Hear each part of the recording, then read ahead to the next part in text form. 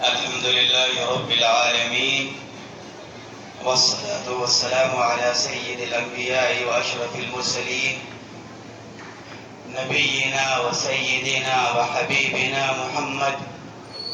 وعلى آله وأصحابه الطيبين الطاهرين. أما بعد، فأعوذ بالله من الشيطان الرجيم. بسم الله الرحمن الرحيم. قل هل يستوي الذين يعلمون والذين لا يعلمون إنما يتذكر أولو الألباب. صدق الله العظيم.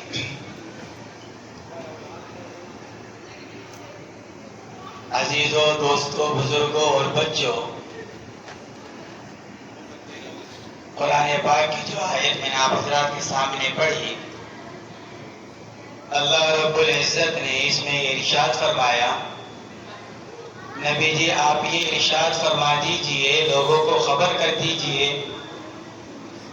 جاننے والے، علم رکھنے والے اور علم نہ رکھنے والے برابر نہیں ہو سکتے. یعنی جن لوگوں کو علم دیا گیا ہے، ان لوگوں کو فوقیت اور فضیلت حاصل ہے ان لوگوں پر جن کے پاس علم نہیں ہے. اور علم کی فضیلت کے لیے اتنی بات کافی ہے، اللہ رب العزت نے قرآن پاک میں اپنی اور ملائکہ کرام کی گواہی کے ساتھ اہل علم کی گواہی کا ذکر کیا. شہید اللہ انہ لا الہ الا ہو والملائکۃ واولو العلم. اللہ گواہی دیتے ہیں، اللہ کے فرشتے گواہی دیتے ہیں، اور تیسرے نمبر پر جو ارشاد فرمایا گیا وہ اہل علم کو فرمایا گیا. اسی لیے دین اسلام نے تعلیم کو سب سے زیادہ اہم قرار دیا. ہماری شریعت، ہمارا دین حضور اکرم صلی اللہ تعالی علیہ وسلم پر نازل ہونے والی وحی کی ابتدا اقرأ بسم ربک الذی خلق سے ہوئی. سب سے پہلے اللہ کے نبی کو پڑھنے کا حکم فرمایا گیا. ابتدائے دین سے دین کی ابتدا علم سے ہوئی ہے. آپ حضرات اسی لیے جانتے ہیں حضور اکرم صلی اللہ تعالی علیہ وسلم کی تعلیمات علم کی فضیلت پر، علم کے حصول کی ترغیب پر اور اس کے شوق پر اتنی نمایاں ہیں کہ کوئی مذہب اس معاملے میں مذہب اسلام کا مقابلہ کر نہیں سکتا. الحمدللہ تعلیم دینے کے لیے ہمارے ادارے قائم ہیں، اور معلوم نہیں کتنے ہی ادارے اس جہت پر کام کر رہے ہیں. اسی کام کو آگے بڑھاتے ہوئے والد محترم حضرت مولانا سید محمد شاہی صاحب رحمۃ اللہ علیہ نے حالات کے تقاضے کے پیش نظر یہ اسکول قائم کیا. مولانا یاسر صاحب کو اس کی ذمہ داری دی گئی، اور مقصد صرف یہ تھا کہ ہمارے بچوں کو دینی اور اسلامی ماحول میں موجودہ زمانے کی عصری تعلیم ان کو دی جا سکے. اس لیے کہ آج ملک میں خاص طور سے ہماری تعلیم کے لیے جو کچھ کیا جا رہا ہے، ایک تو تعلیمی اداروں کا ماحول ایسا کر دیا گیا جہاں ایک مسلمان کے لیے اپنے ایمان کی حفاظت مشکل ہو گئی. دوسرے، تعلیمی نصاب کے اندر اتنی تبدیلیاں کر دی گئی کہ ان کو پڑھ کر اور اس تعلیمی نصاب کو حاصل کر کر ایک مسلمان کے لیے اپنے ایمان کو بچانا مشکل ہے. اس لیے ضرورت اس بات کی سمجھی جا رہی تھی کہ ہم اہل دین، اہل علم، مسلمانوں کا دیندار طبقہ، فکر مند طبقہ ایسے ادارے، اسکول اور تعلیم کا نظام قائم کریں جہاں اپنے بچوں کو اور بچیوں کو بہتر سے بہتر کہ عصری تعلیم دی جا سکے، لیکن ایسا ماحول قائم کیا جائے کہ جس سے ہمارے بچوں کا نہ صرف ایمان محفوظ ہو بلکہ آئندہ بھی ان کے ایمان کی حفاظت ہوتی رہے. آگے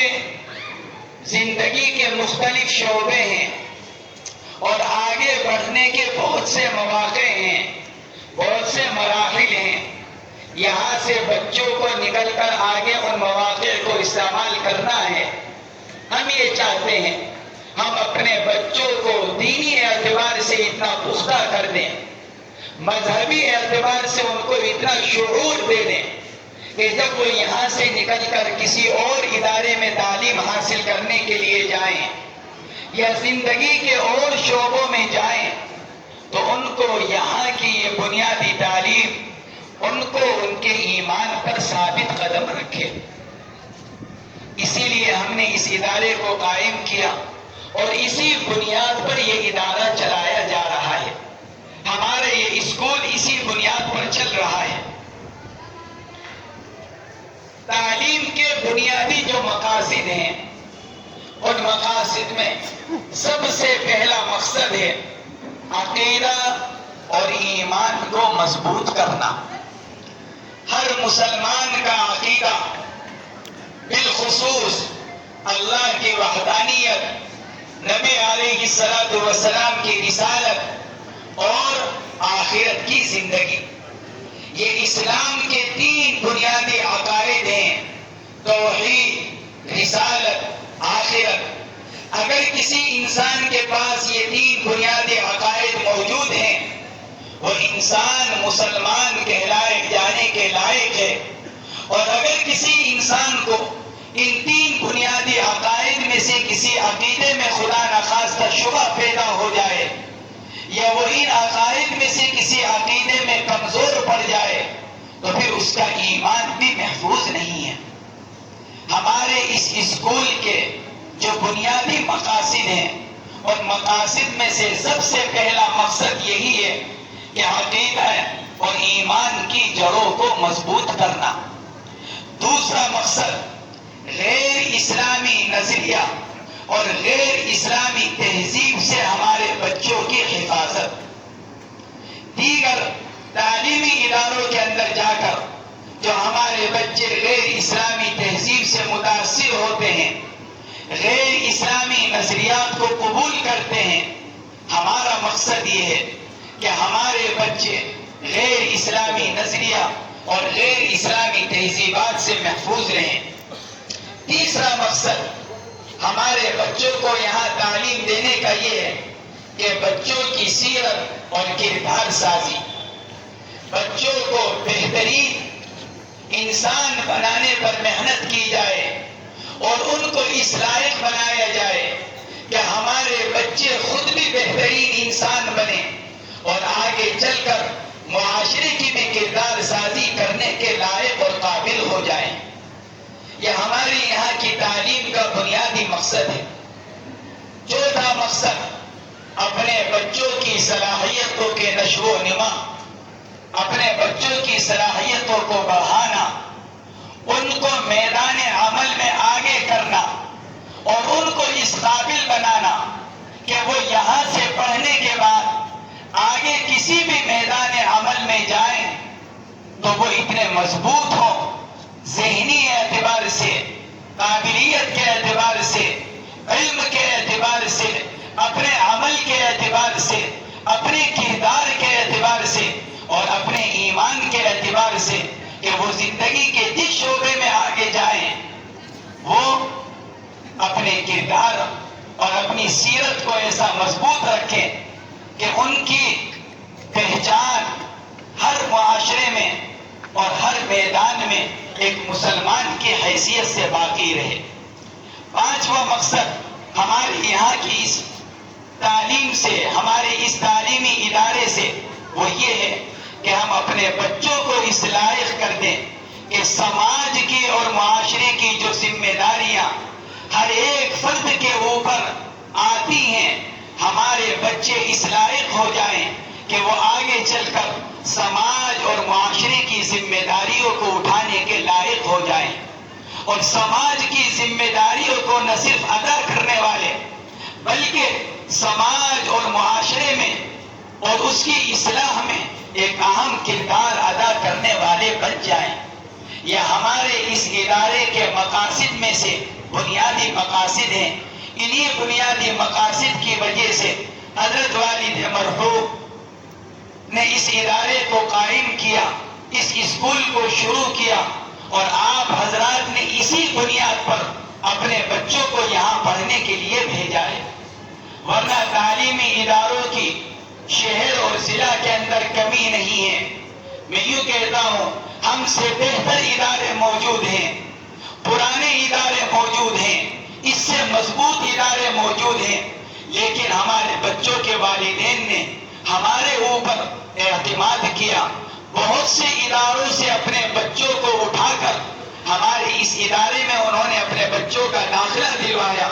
صرف اس اعتماد پر، اس یقین پر کہ ہمارے بچے یہاں رہ کر انشاءاللہ ایمانی ماحول میں عصری تعلیم کو حاصل کریں گے، خود بھی آگے بڑھیں گے، اپنا نام روشن کریں گے، اپنے والدین کا نام روشن کریں گے، اور اپنے اس ادارے کا نام انشاءاللہ روشن کریں گے۔ ہماری پوری کوشش ہے ہم آپ کے اس اعتماد کو پورا کریں، آپ کی ان امیدوں کو، جن امیدوں کے ساتھ آپ نے اپنے بچوں کو یہاں داخلہ دلوایا ہے، ہمارے حوالے کیا ہے، ہم اس کوشش میں لگے ہوئے ہیں کہ ہم آپ کی امیدوں سے بڑھ کر آپ کے بچوں کو اس لائق بنائیں، اور آپ کے بچے اس لائق ہو جائیں کہ آپ کا سر فخر سے بلند ہو سکے، آپ لوگوں کے سامنے یہ کہہ سکیں کہ ہم نے جن امیدوں کے ساتھ اپنے بچوں کو یہاں پر داخلہ دلوایا تھا، الحمدللہ ہمارے بچے اس سے کہیں اچھے بن کر آئے ہیں۔ دعا ہے اللہ رب العزت ان محنتوں کو قبول فرمائے، آپ حضرات کے اور ہمارے بچوں کو اللہ رب العزت دین اور دنیا کی کامیابی مرحمت فرمائے، اور معاشرے میں اور سماج میں ایک بہترین انسان بن کر زندگی گزارنے کی توفیق مرحمت فرمائے۔ اور ہمارے یہاں آنا وہ صرف اس وجہ سے ہے کہ ہم اپنے بچوں کے حوصلہ افزائی کرنے والے بن جائیں۔ یہ جو پروگرام ہیں، میں اپنے بچوں سے عرض کرنا چاہتا ہوں، ہمارے جو یہ پروگرام ہیں، رات میں اپنی بیٹی سے کہہ رہا تھا کہ بیٹی ہمارے جو پروگرام ہوتے ہیں، یہ پروگرام سب کچھ نہیں ہے، بلکہ اصل ہے ہمارے پورے سال کی محنت۔ ہم نے پورے سال کیا پڑھا، ان پڑھائی کا نتیجہ اور پتہ چلتا ہے پڑھائی کے رزلٹ سے، امتحانات سے۔ اصل وہ رزلٹ ہے جو ہمارے تعلیم کا آتا ہے، اس سے پتہ چلتا ہے کہ بچوں نے کتنی محنت کی ہے، اور بچوں کے جو ٹیچرز ہیں انہوں نے کتنی محنت کی ہے۔ اصل وہی ہے۔ یہ ہمارے جو پروگرام ہیں، ان پروگراموں کا مقصد بچوں کی حوصلہ افزائی اور بچوں کے اندر ایک اعتماد قائم کرنا، کہ بچے اتنا اعتماد والے بن جائیں کہ آئندہ ان کو کوئی اسٹیج دے دیا جائے، آئندہ ان کو کسی مقام پر کھڑا کر دیا جائے، ہمارا بچہ نہ کہیں جھجکے، ہمارا بچہ نہ کہیں پیچھے ہٹے، اور نہ ہمارا بچہ کہیں ایسی پریشانی میں مبتلا ہو جائے کہ وہ یوں سوچتا رہ جائے کہ میں کیا کروں اور میں کیا کہوں۔ ہمارے یہ پروگرام صرف اس لیے ہیں کہ ہمارے بچوں میں ایک اعتماد قائم ہو جائے، ہمارے بچوں کے اندر سے جھجک ختم ہو جائے، ہمارے بچے ان چھوٹے مقابلوں سے یہ ہمت حاصل کریں کہ وہ آگے آنے والے بڑے بڑے مقابلوں میں شریک ہو کر کامیابی حاصل کرنے والے بن جائیں۔ اس لیے میرے اپنے بچوں سے درخواست ہے، بہرحال ایک بڑی تعداد نے اس میں حصہ لیا ہے، لیکن پوزیشن لانے والے تو مختصر ہوں گے، منتخب ہوں گے، لہذا جن کی پوزیشن آئے وہ مبارکباد کے مستحق ہیں، ان کے والدین بھی مبارکباد کے مستحق ہیں، ان کے ٹیچرز بھی مبارکباد کے مستحق ہیں، اور ہمارے مولانا یاسر صاحب بھی مبارکباد کے مستحق ہیں۔ لیکن ہمارے جن بچوں کی پوزیشن نہ آئے، جن کے نام کا اعلان نہ ہو، وہ یوں نہ سمجھے کہ ہم کمزور ہیں، ہم نکمے ہیں، ہم کسی لائق نہیں ہیں، ایسا نہیں ہے، بلکہ مجھے روایت یاد آئی حضور اکرم صلی اللہ علیہ وسلم کی، مشکات شریف کی روایت ہے، ایک مرتبہ حضرات صحابہ کرام گئے، تشریف لے گئے، دشمنوں سے مقابلہ ہوا، کمزور پڑ گئے، واپس مدینہ منورہ خاموشی کے ساتھ آ گئے۔ صحابی کہتے ہیں شرمندگی کی وجہ سے ہم نے گھر سے باہر نکلنا چھوڑ دیا۔ حضور پاک علیہ الصلوۃ والسلام کی خدمت میں پہنچے ایک دن، ہم نے جا کر عرض کیا یا رسول اللہ نحن الفرارون، ہم واپس بھاگ کر آنے والے لوگ ہیں، ہم شرمندہ ہیں۔ اللہ کے نبی علیہ الصلوۃ والسلام نے ان کو تسلی دیتے ہوئے ارشاد فرمایا کہ نہیں، بلکہ تم واپس پلٹ کر جانے والے ہو۔ کیا مطلب؟ یعنی جو ہو گیا، اگر نام نہیں آیا تو اس پر رنجیدہ نہ ہو، بلکہ آئندہ اگر کوئی پروگرام ہونے لگے ہم یہ کوشش کریں گے کہ ہم انشاءاللہ پہلے سے بڑھ کر ہم نتیجہ دیں گے، اور انشاءاللہ پہلے سے بڑھ کر ہم اچھا نتیجہ اپنے اساتذہ کے سامنے، اپنے والدین کے سامنے، اپنے مہمانوں کے سامنے پیش کریں گے، تاکہ آئندہ ہمارا نام ان طلبہ میں شامل ہو جائے جن کو پوزیشن حاصل ہو رہی ہے اور جن کو منتخب کیا جا رہا ہے۔ اس لیے ہمارے وہ بچے کسی بھی طرح کی شرمندگی، کسی بھی طرح کا افسوس نہ کریں جن کا نام نہ آ سکے، اس لیے کہ نام نہ آنا یہ کمزوری کی علامت نہیں، نام نہ آنا یہ فیل ہونے کی علامت نہیں ہے۔ اس لیے ہمارے تمام بچے مبارکباد کے مستحق ہیں جنہوں نے یہاں پر حصہ لیا، اور جنہوں نے پہلے حصہ لیا، جن کا نام اس دوسرے مرحلے کے لیے نہیں آ سکا، ہمارے تمام بچے مبارکباد کے مستحق ہیں۔ اللہ تبارک و تعالی ہمارے تمام بچوں کو قبول فرمائے، ان کے اساتذہ اور ٹیچرز کی محنت کو قبول فرمائے، ہمارے ناظم صاحب کی محنت کو قبول فرمائے، اور مزید اس میں ترقیات عطا فرمائے۔ وآخر دعوانا ان الحمد للہ رب العالمین۔